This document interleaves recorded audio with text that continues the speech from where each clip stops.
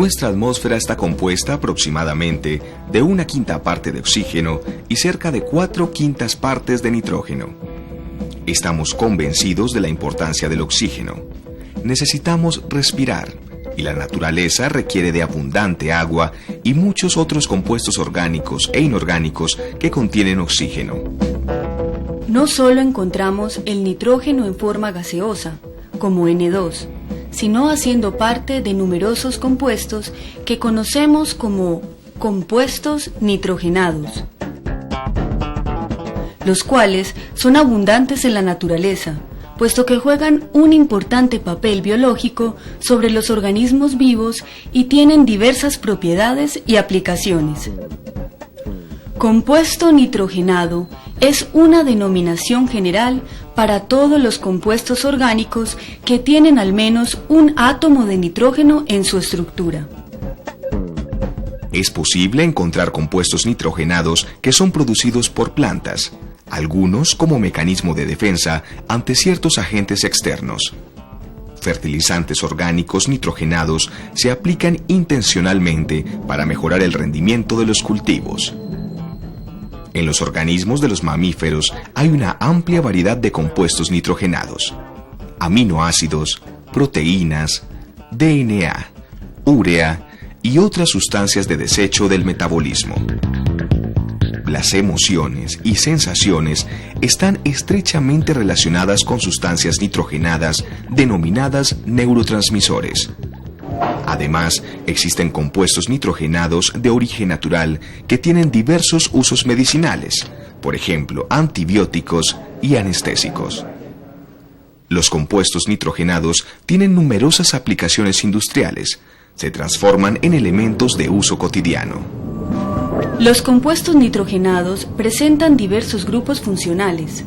Algunos de ellos son los grupos amina, amida y lactama.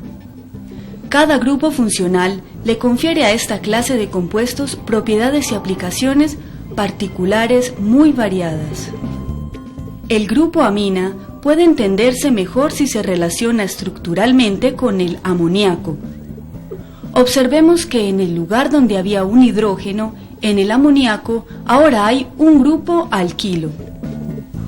Las aminas se pueden clasificar según el número de hidrógenos que se hayan sustituido al amoníaco por grupos R, así: aminas primarias cuando solo se ha sustituido un hidrógeno por un grupo R, aminas secundarias cuando se han sustituido 2 hidrógenos por grupos R, y aminas terciarias cuando se han sustituido los 3 hidrógenos por grupos R. Veamos algunas estructuras específicas de estas clases de amina.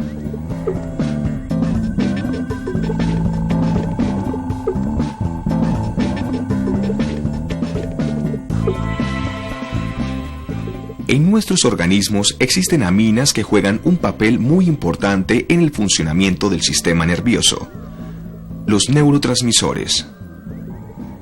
El sistema nervioso permite que los organismos animales puedan recibir estímulos, transmitir impulsos nerviosos, activar los movimientos corporales y experimentar emociones y sensaciones. Este sistema también dirige las actividades corporales sobre las que el individuo no tiene control consciente, como la respiración o la digestión. El sistema nervioso está formado por neuronas. Estas constituyen la unidad funcional de este sistema. La respuesta específica de las neuronas a un estímulo se llama impulso nervioso, el cual es el responsable de que se transmita información de un lugar a otro del organismo. La transmisión de información entre neuronas es posible gracias a la acción de los neurotransmisores, que son sustancias químicas que viajan entre neurona y neurona. Entre los neurotransmisores más conocidos está la acetilcolina, que funciona como un neurotransmisor, conduciendo los impulsos eléctricos entre las células nerviosas, causando la contracción muscular, haciendo posible el movimiento corporal. La acetilcolina fue el primer neurotransmisor identificado. El médico alemán Otto Loewi descubrió esta sustancia en 1921 cuando estudiaba la transmisión de los impulsos nerviosos. La adrenalina, una hormona secretada por las glándulas suprarrenales, es otro importante neurotransmisor. Se biosintetiza en el organismo a partir de la noradrenalina, que también es hormona y neurotransmisor. Si se comparan las estructuras de la adrenalina y la noradrenalina, se notará que la única diferencia es que la adrenalina tiene un grupo metilo sobre el nitrógeno, convirtiéndola en una amina secundaria, mientras que la noradrenalina es una amina primaria. ¿Cómo podemos pensar en los efectos que ejerce la noradrenalina en el cuerpo humano? Pensemos simplemente en lo que ocurre cuando aparece un león en la sala de nuestra casa y todo lo que usted haría. Es la que media las reacciones de corre o pelea contra el león. Usualmente corremos, ¿no? Y corremos mucho y no nos agotamos. Y adicionalmente nos ponemos pálidos. Y eso es por la vasoconstricción que genera. Se incrementa la frecuencia cardíaca, se incrementa la presión arterial. Obviamente no orinamos en ese momento porque se cierran los esfínteres, en particular de la vejiga. Tampoco defecamos porque se cierra el esfínter anal. Pero nosotros no tenemos noradrenalina suficiente como para correr alrededor del mundo, porque si no lo haríamos. Entonces llega un momento en el que se agota, y en el momento en que se agota empieza el sistema parasimpático a predominar. Entonces nos orinamos, nos defecamos, lloramos y hasta nos quedamos dormidos. La primera vez que se aisló e identificó sulfato de adrenalina a partir de una glándula endocrina fue en 1897 por el farmacólogo norteamericano John Jacob Abel, quien obtuvo sulfato de adrenalina. De otro lado, el químico japonés Hokichi Takemine aisló adrenalina en 1901 sin conocer acerca del descubrimiento previo de John Jacob. Casi simultáneamente, el químico Thomas B. Aldrich determinó la estructura de la adrenalina. El conocimiento del efecto de la adrenalina en el organismo y la capacidad de producirla sintéticamente hizo posible que ésta se usara como medicamento. En la década de 1940, el médico canadiense Hans Selye demostró que esta sustancia juega un papel muy importante en la reacción de estrés, que es la respuesta fisiológica a condiciones que amenacen la integridad física del cuerpo.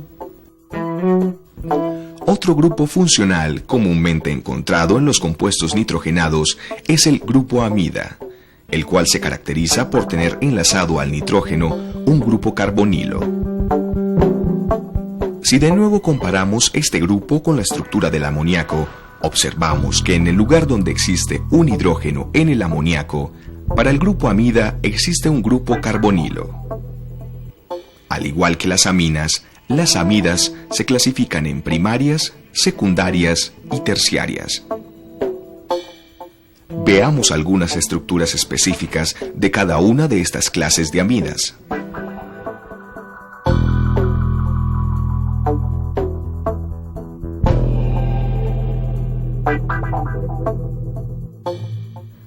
Las amidas se pueden encontrar en estructuras cíclicas llamadas lactamas. Las lactamas se clasifican según el número de carbonos del anillo: beta-lactama, gamma-lactama, delta-lactama. Estos compuestos tienen numerosas aplicaciones. Por ejemplo, algunas de las lactamas más conocidas son las penicilinas. El origen de la penicilina fue en el año 1940 y básicamente en aquel entonces se descubrió que él ocasionaba una inhibición o muerte de todos los microorganismos alrededor del hongo que la producía. ¿Cómo lo hace? Básicamente se sabe que hoy en día que interviene en unas fases tempranas de la síntesis de la pared de las bacterias, básicamente, inhibiendo una proteína que se llama proteína fijadora de penicilinas, o PBP, por la definición en inglés. Así es como ejerce. Al inhibir esa enzima, la bacteria no puede seguir sintetizando su pared, se crea una deficiencia o un poro en el medio de esa pared y todo el contenido del citoplasma de la bacteria sale al exterior y obviamente la bacteria muere. El descubrimiento de las penicilinas se debe al bacteriólogo inglés Sir Alexander Fleming. En septiembre de 1928, estaba realizando varios experimentos con el virus de la influenza y al inspeccionar sus cultivos de bacterias, notó que la colonia de un hongo había crecido espontáneamente, contaminando una de las placas Petri sembradas con Staphylococcus aureus. Posteriormente, Fleming observó que alrededor del hongo contaminante se había formado una zona circular libre de bacterias. Este fenómeno atrapó su atención de inmediato y lo llevó a poner a prueba sus conocimientos y perspicacia sobre los cultivos bacterianos. Para explicar la aparición de una zona libre de bacterias solamente alrededor del moho, Fleming supuso que una sustancia liberada por este provocaba la inhibición del crecimiento bacteriano.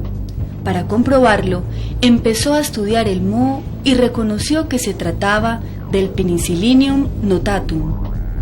Fleming denominó penicilina a la sustancia liberada por el Penicillium notatum. Su interés hacia la sustancia activa se incrementó, puesto que el extracto de moho penicillum no presentaba toxicidad aparente cuando se inyectaba a los animales, pero sus intentos por concentrar y purificar el antibiótico activo fueron un fracaso.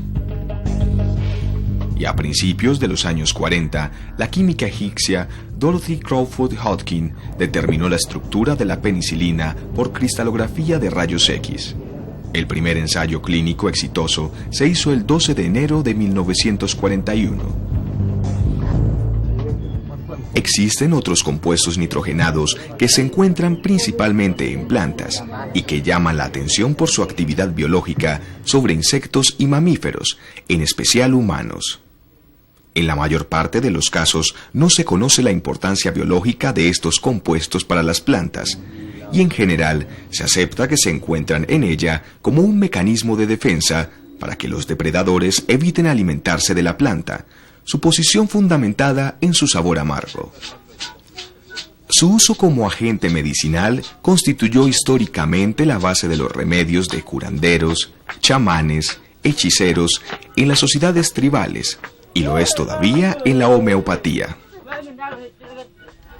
La quinina es un alcaloide presente en la corteza del árbol de quina. Se aplica terapéuticamente contra el paludismo y también como antipirético en infecciones graves como la neumonía. Los derivados de la quinina vienen empleándose en Colombia desde aproximadamente 1950. ¿Sí? Y se ha traído pues para el tratamiento de las fiebres pues producidas por el plasmodium, por la malaria. La resistencia del plasmodium a la cloroquina se reporta en 1960 y es la primera vez que se reporta para el mundo esa resistencia. En África y en Asia la historia es diferente debido pues a las condiciones del entorno, del ambiente, las condiciones de los parásitos. Las malarias de esas regiones son diferentes, sin embargo, 10 años después es reportada la resistencia a la cloroquina en Asia y más recientemente, hace unos 20 años, se reporta la resistencia a la cloroquina en África. Otro alcaloide conocido desde 1860 es la cocaína, principal compuesto del arbusto de coca suramericana, planta usada por los aborígenes suramericanos para el tratamiento del hambre, la fatiga, el dolor estomacal y otras dolencias.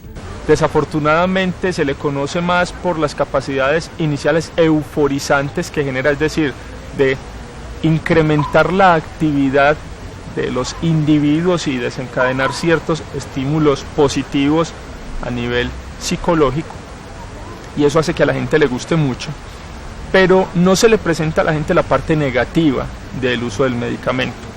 La parte negativa básicamente no es solamente la dependencia que se genera a tener que consumirlo. Usted cada vez requiere más producto para obtener el mismo efecto inicial por un fenómeno que se conoce como tolerancia, sino los efectos crónicos, que son los mismos que se presentan en los individuos que tienen un estrés generalizado todo el tiempo. Eso es lo que produce la cocaína, un estrés muy chiquito, muy sabroso, pero no controlado. Y al no tenerlo controlado, porque usted todo el tiempo está ingiriendo más y más cocaína, simplemente va a obtenerlas con complicaciones propias de ese fenómeno. Usualmente lo que es la degeneración de las neuronas, usualmente lo que son afecciones cardíacas muy severas. Adicionalmente no se le explica a la gente que en el momento en que cesa la cantidad de cocaína circulante en el sistema nervioso central, realmente lo que ocurre es una pequeña fase de depresión. Entonces, tras la agitación viene una fase de depresión y es en la que los individuos pueden cometer errores muy serios, inclusive hacer o cometer actos suicidas. Por otra parte, la morfina, descubierta en 1817, es el principal alcaloide de la amapola o adormidera, una especie de planta que ha sido cultivada por más de 2000 años. La morfina se obtiene del látex seco de las cápsulas de opio sin madurar. El zumo de la adormidera o amapola se le conoce como opio y contiene unos 24 alcaloides diferentes, entre ellos la morfina, la codeína, la narcotina, la heroína, la metadona y otros. Con la introducción de la jeringa hipodérmica durante la Guerra Civil en Estados Unidos, la inyección de morfina se hizo indispensable para el tratamiento de los pacientes que se debían someter a una intervención quirúrgica. Otro alcaloide es la nicotina, que se conoce desde 1809 y que está presente en las hojas de tabaco. Una vez en el organismo, la nicotina pasa rápidamente de los pulmones a la sangre y llega a los receptores de acetilcolina en el cerebro y a otros tejidos. Después de varios eventos fisiológicos adicionales, se produce la liberación de los neurotransmisores dopamina, serotonina y endorfina. Los alcaloides se pueden encontrar en una gran variedad de plantas, ¿no? Básicamente aquí se trabajan en el Laboratorio de Química de Plantas Colombianas, dirigido por el profesor Jairo Sáez. Se trabajan piperáceas, anonáceas, entre otras especies, pero la línea fuerte es en anonáceas, de la familia de la guanábana, la chirimoya, el anón. Digamos, los alcaloides encontrados en estas plantas, como el anón, tienen alguna actividad antiparasitaria contra malaria, y se ha encontrado también alguna actividad antioxidante en este tipo de compuestos. Algunos venenos son de gran interés desde el punto de vista histórico y científico, y uno de ellos es la cicuta.